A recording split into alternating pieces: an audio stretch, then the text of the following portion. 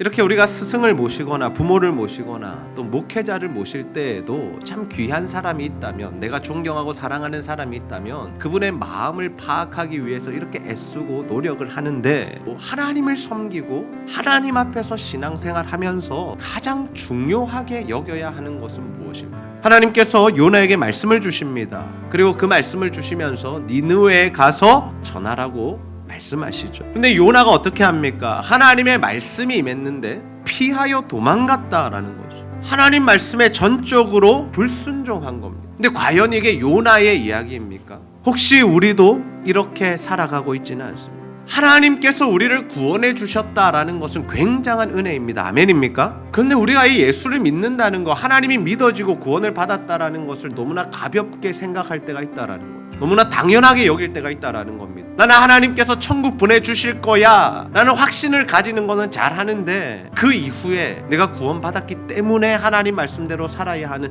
이 부분에는 너무나 약하다라는 거죠. 요나는 하나님께서 보내신 니느웨가 아니라 정반대인 다시스로 갑니다. 근데 하나님이 어떻게 하시냐면 그 도망가는 요나를 추격해 가시죠. 그래서 요나가 탄 배가 큰 바람과 큰 폭풍을 만나서 부서지게 되고 사람들이 죽게 되었습니다. 그의 삶에 개입하고 계시다라는 거죠. 하나님께서 택하신 백성들은요, 하나님께서 가만히 놔두시지 않습니다. 끝까지 하나님의 뜻을 이루어갈 수 있도록 그 인생에 개입하시면서 그 길을 틀기를 원하신다라는 거예요. 그런데 이러한 상황 속에서도 요나는 어떻게 합니까?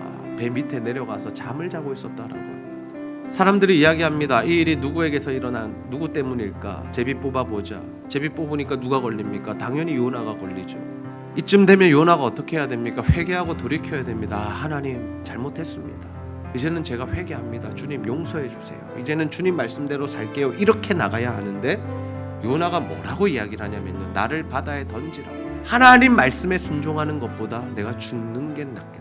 혹시 우리 안에도 이러한 고집이 있지는 않을까요? 하나님께 진심으로 회개하고 돌이켜서 순종의 길로 나아가는 것이 아니라 여전히, 아니 끝까지 내 마음대로 살고 싶어서 하나님께 내들고 있지는 않습니까? 선원들이 요나를 바다에 던져버려. 진짜로 그 이후엔 풍랑이 잠잠해지죠. 근데 하나님 요나를 죽이시지 않습니다.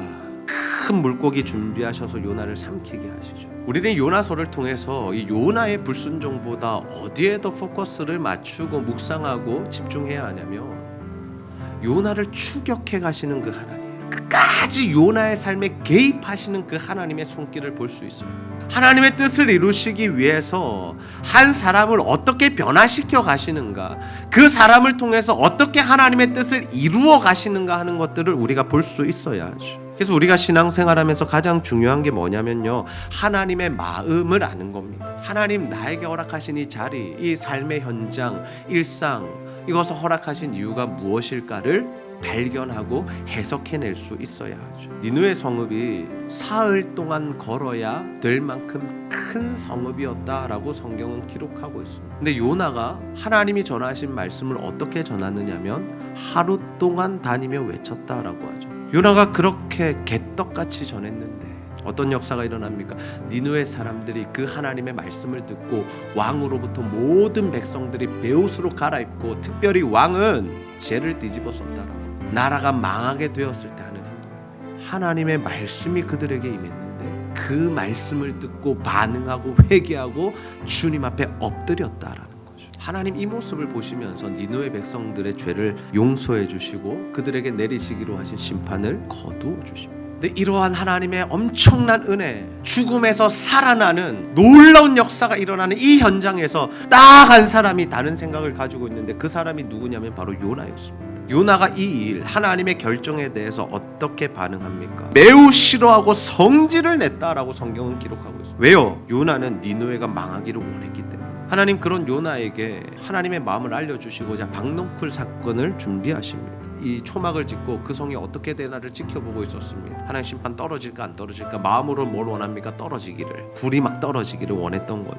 이 하나님께서 이 박넝쿨을 예배하셔서 그 그늘 안에서 요나가 쉬게 하십니다. 요나가 너무 마음이 좋았습니다. 시원하니까. 근데 하나님께서 그 다음 새벽에 뭘 준비하시냐면 벌레를 예비하셔서 박넝쿨을 다 갉아먹게 하십니다. 하나님이 예비하셨다라고 합니다. 그랬더니 요나가 뭐라고 반응하냐면 화가 나가지고 내가 죽는 게 낫겠다라고 막 하나님께 반응합니다. 하나님 말씀하세요. 내가 이 박넝쿨로 말미암아 성내는 것이 어찌 옳으냐? 그러니까 요나가 이야기하는 겁니다. 내가 성내어 죽기까지 할지라도 옳습니다 라고 대답을 하죠. 그제서 하나님께서 요나에게 자신의 마음을 알려주십니다. 요나서의 클라이막스인데요, 우리는 하나님의 은혜로 주어진 것들을 어떻게 생각하는 경향이 있냐면 내 것이다 라고 생각하는 경향이 있어요. 그래서 그것이 있으면 기뻐하고 그것이 사라지면 기분 나빠요.